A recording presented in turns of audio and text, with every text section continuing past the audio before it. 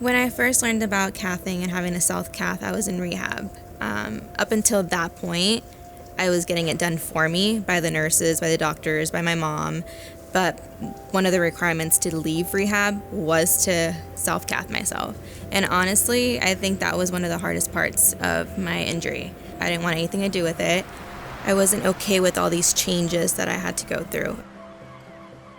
My life had been one way for 17 years, and then before I know it, I have to relearn how to do everything. I felt like I was just an infant going through these motions all over again.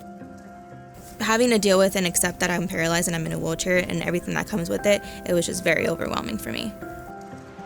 I had lost the sense of having to hide my body and keeping it to myself. And at that point when I got home, I was like, you know what, this is my body and I want it to be only mine, and I don't want anybody else to have anything to do with it. So that's when I took the control and I started cathing on my own. It was scary and it was challenging because sometimes I didn't know where to aim. I struggled also with accepting that I had to use a catheter. I didn't want it to be part of my daily thing. I think cathing and my program that I needed to do for the bathroom, those were the biggest challenges. And I remember always saying, if I had control of my bowel program, if I had control of my bladder, this injury would be so much easier. But now it's just become second nature. I don't even think about it.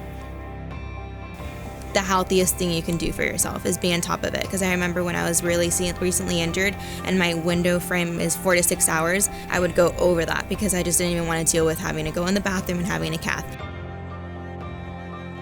You have to just roll with the punches, and if cathing is something that you have to do to keep yourself healthy and keep yourself good, then that's what you have to do. Some of the things that give me a feeling of independence is having my driver's license, having my car, and be able to go out anywhere I need to go. I don't have to rely on anybody. Another thing is traveling.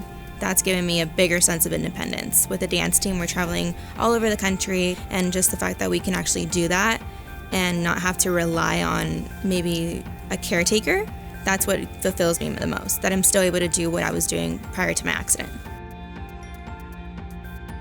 I chose Believe mainly because it was a word of encouragement for myself. It was a reminder that I can get through cathing.